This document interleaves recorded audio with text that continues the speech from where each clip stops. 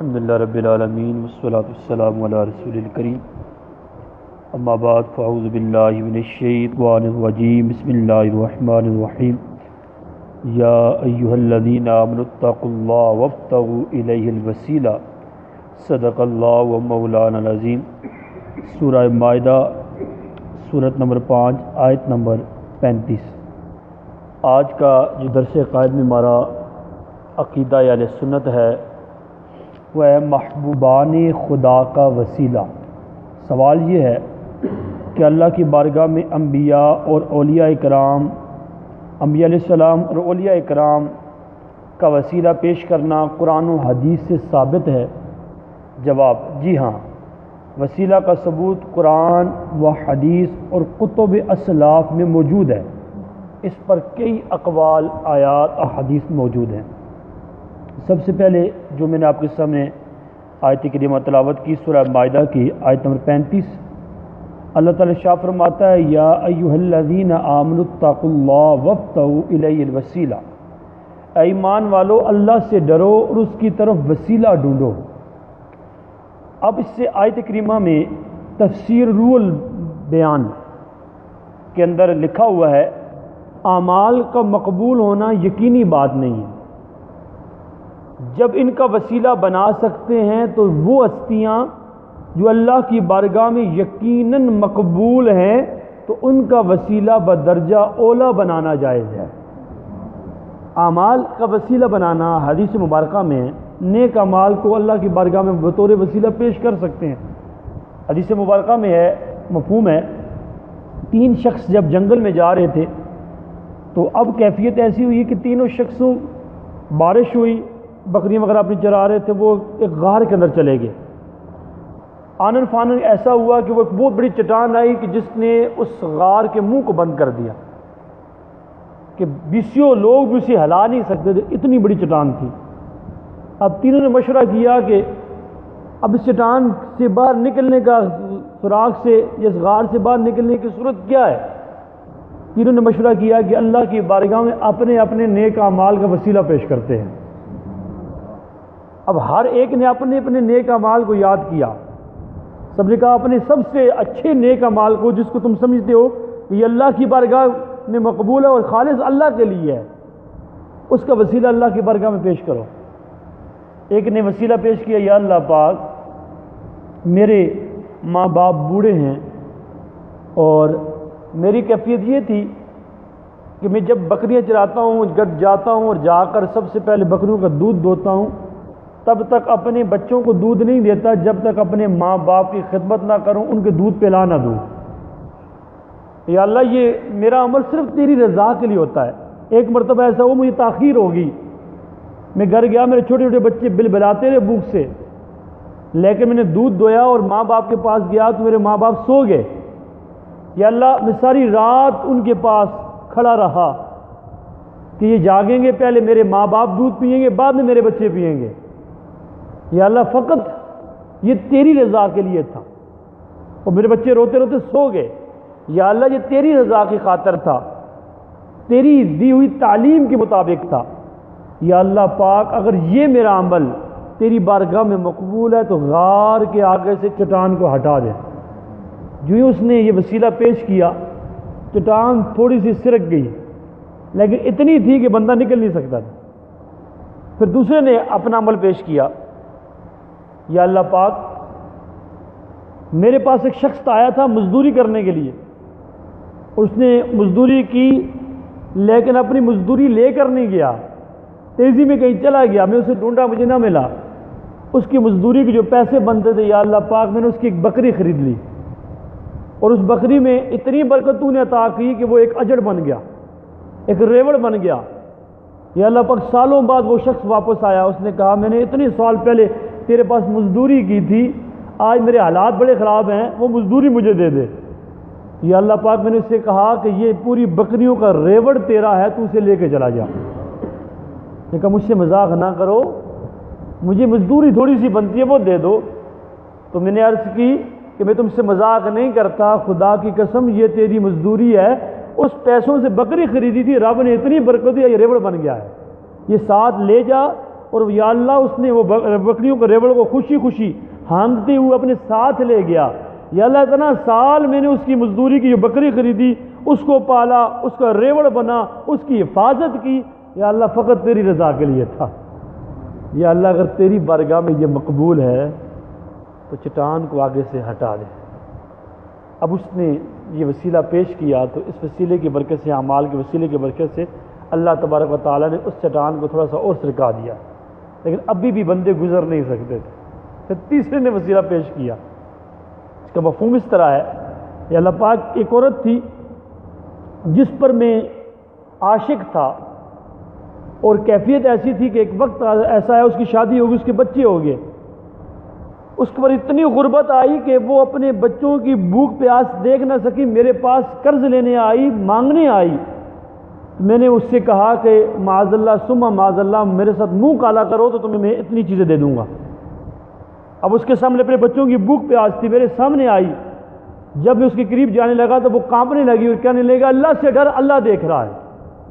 یا اللہ پاک میں نے تیری رضا کی خاطر گناہ نہیں کیا، میں نے اسے چھوڑ دیا، اور اسے جو اس کو چاہیے تھا میں نے اسے عطا کر دیا۔ یا اللہ اگر یہ میرا عمل تیری بارگاہ میں مقبول ہے تو چٹان کو آگے سے ہٹا دے۔ یہ تیسری نے وسیلہ پیش کیا، چٹان ساری کی ساری آگے سے ہٹ گئی، اور وہ لوگ اب خوشی خوشی اپنے گھر چلے گئے۔ اب ذرا غور کریں، یہ روایت حضور علیہ السلام بیان فرما رہے ہیں، اس پاک کا مفہوم ہے، تو اب غور کریں کہ اعمال، اب ہمارے عمل کون سے، ہم نے حج کیا کوئی کنفرم نہیں ہے، کسی کے پاس آئیڈینٹی نہیں ہے کہ میرا حج مقبول ہو گیا، بھلے میں اپنے آپ کو حاجی ضرور کہلاؤں، آئی ڈی کارڈ سے میں نام چینج کر کے عاصم کی جگہ حاجی عاصم کہہ لوں، لکھوا لوں، لیکن اللہ کی بارگاہ میں میرا حج مقبول ہے یا نہیں ہے، نماز پڑھی مقبول ہے یا نہیں، ہمارے پاس کوئی اس قسم کی ایسی سند نہیں ہے کہ ہم کہہ سکیں جو نماز پڑھی، جو نیکیاں کی وہ مقبول ہیں۔ تو جب اعمال کے بارے میں یقینی ثبوت نہیں کہ وہ مقبول ہے یا نہیں، اگر وہ اللہ کی بارگاہ میں پیش کر دیے جائیں تو اللہ وسیلہ قبول فرما لیتا ہے۔ تو وہ ہستیاں انبیاء علیہ السلام، صحابہ، تابعین، ائمہ مجتہدین، اولیاء اعظام جو اللہ کی بارگاہ میں مقبول، یقیناً مقبول ہے، اگر ان کا وسیلہ پیش کریں گے رب قبول کیوں نہیں کرے گا؟ یہ چیز میں اپنے ذہن میں رکھ دی ہے۔ اچھا، ایک حدیث پاک میں یہاں آیت کریمہ اور کوٹ کرتا ہوں، اس کے تحت پھر ایک حدیث پاک صرف آج یہ دو آیتیں ہونے کی حدیث پاک، وہ آیت کریمہ سورہ بقرہ سورت نمبر 2 ہے اور آیت نمبر 89، قرآن کی دوسری سورت ہے سورہ بقرہ، پہلی فاتحہ ہے، دوسری سورہ بقرہ ہے، اور 89 آیت کریمہ ہے۔ وَلَمَّا جَاءَهُمْ كِتَابٌ مِّنْ عِنْدِ اللَّهِ مُصَدِّقٌ لِّمَا مَعَهُمْ وَكَانُوا مِن قَبْلُ يَسْتَفْتِحُونَ عَلَى الَّذِينَ كَفَرُوا۔ ترجمہ، جب ان کے پاس اللہ کی وہ کتاب قرآن آئی تو ان کے ساتھ والی کتاب تورات کی تصدیق فرماتی ہے، اور اس سے پہلے اسی نبی کے وسیلے سے کافروں پر فتح مانگتے تھے۔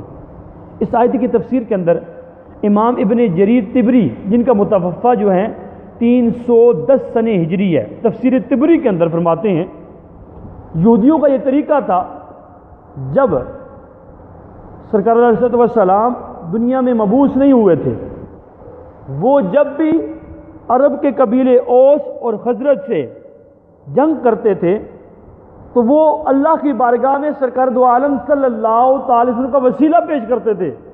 یا اللہ وہ نبی جو تیرے آنے ہیں، نبی برحق آنے ہیں، آخری نبی آنے ہیں، یا اللہ اس کا وسیلہ پیش کرتے ہیں، ان کا وسیلہ پیش کرتے ہیں، ہمیں ان قبیلوں پر فتح عطا کر دے۔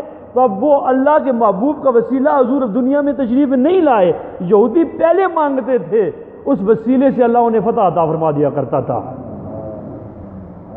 اب جب حضور تشریف لے آئے، اب کیفیت کیا ہوئی؟ اسی تفسیر کے اندر لکھا ہوا ہے، حضرت معاذ بن جبل اور بنی سلمہ کے بھائی بشر بن برا بن معرور نے کہا، اے یہودیو اللہ سے ڈرو اور اسلام قبول کر لو، تو محمد مصطفیٰ صلی اللہ تعالی وسلم کے وسیلہ سے ہم پر فتح مانگتے رہتے ہو، اس وقت ہم مشرک تھے اور تم ہمیں بتاتے تھے کہ وہ مبعوث ہونے والے ہیں، ہمیں ان کی صفات بیان کرتے تھے، اب حضور تشریف لے آئے ہیں، ہم ان پر ایمان لے آئے ہیں، تم رائے راست سے ہٹ کیوں گے ہو؟ ذرا غور کریں۔ کہ حضور کی پیدائش سے پہلے یہودی حضور کا وسیلہ پیش کیا کرتے تھے۔ اس پر قرآن کی آیات گواہ ہیں، سورہ بقرہ آیت نمبر 89۔ اسی طرح اس کے تحت یہاں پر مزید فرمایا کہ یہودی محمد مصطفیٰ صلی اللہ علیہ وسلم کی بعثت سے پہلے آپ کے وسیلے سے کفار پر فتح طلب کرتے ہوئے یوں کہتے تھے، اے اللہ اس نبی کا وسیلہ جس کو تو مبعوث فرمائے گا ہماری مدد فرما۔ مگر جب نبی کریم صلی اللہ تعالی وسلم ان کی خواہشات اور ان کی امیدوں کے مطابق نہ آئے تو انہوں نے آپ سے کفر کیا، پس اللہ تعالیٰ کی لعنت ہو کفر کرنے والوں پر۔ اب وہ کیا، ان کی خواہشات کیا تھی کہ وہ چاہتے تھے حضرت اسحاق علیہ السلام کی نسل سے آئیں حضور، کیوں یہودی اسی نسل سے ہیں، ٹھیک ہے، اسی نسل سے ہیں یہودی، اور اللہ تبارک و تعالیٰ نے حضور علیہ السلام کو اسماعیل علیہ السلام کی نسل سے پیدا فرمایا۔ اب یہ بغض حسد اس بنا پر انہوں نے کیا کیا، حضور پر ایمان نہ لایا۔ اچھا یہ تو ہوگی ایک اور آیت کریمہ، اس کی تفسیر بھی ہوگی۔ آئیے میں آپ کے سامنے ایک آیت کریمہ اور بھی ہے جو میں نے کل بھی درس میں ذکر کی تھی۔ وہ آیت کریمہ ایسی ہے جو وسیلے پر بھی ثبوت ہے اور حیات انبیاء پر ہی ثبوت ہے۔ حیات الانبیاء پر میں نے وہ ثبوت پیش کیا، وہ وسیلے پر میں عرض کرتا ہوں، بہت کمال کی قوت کمال کی ریس آیت کریمہ ہے۔ پارہ نمبر 5 سورۃ النساء آیت نمبر 64 امام قرطبی نے اس کو نقل کیا اس حدیث پاک کو اس آیت کے تحت۔ آیت کیا تھی کہ اللہ تعالیٰ شاہ فرماتے ہیں وَلَوْ أَنَّهُمْ إِذْ ظَلَمُوا أَنفُسَهُمْ جَاءُوكَ فَاسْتَغْفَرُوا اللَّهَ وَاسْتَغْفَرَ لَهُمُ الرَّسُولُ لَوَجَدُوا اللَّهَ تَوَّابًا رَحِيمًا۔ اس کا ترجمہ کیا ہے؟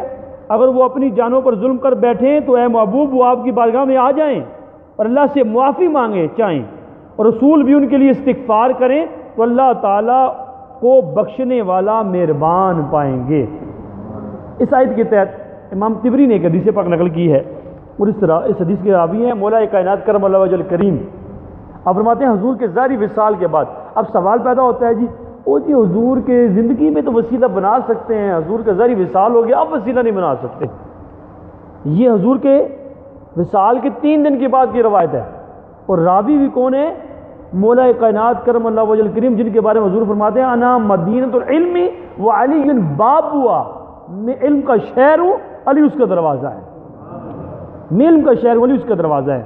جو علم کے پاس آنا چاہتا ہے وہ دروازے سے گزر کے آئے گا، یہ کیفیت ہے۔ وہ روایت کر رہے ہیں، اور بڑے بڑے صحابہ صدیق اکبر رضی اللہ تعالیٰ عنہ، عمر فاروق اور سارے صحابہ موجود ہیں۔ 3 دن ظاہری وصال ہوئے، وہ عرابی صحابی جو دیہات سے آئے اور قبر انور کی مٹی اٹھا کر اپنے سر پہ ڈالنے لگے اور عرض کرنے لگے ظلمت نفسی، یا رسول اللہ میں نے اپنی جان پر ظلم کیا، اور میں آیا نہیں مجھے لایا گیا ہے۔ قرآن کریم کی آیت کریمہ جو اللہ تعالیٰ نے قرآن آپ کو سکھایا اور آپ نے ہمیں سکھایا، اسی میں یہ آیت کریمہ ہے جب تم اپنی جانوں پر ظلم کر بیٹھو میرے محبوب کی بارگاہ میں آ جاؤ۔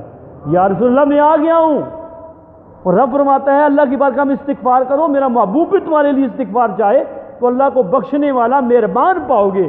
حضور میں اس آیت پر عمل کرتے ہوئے آپ کی بارگاہ میں آ گیا ہوں، اس آیت پر عمل کرتے ہوئے آپ کی بارگاہ میں آ گیا ہوں، اللہ کی بارگاہ میں میرے لیے استغفار کیجئے۔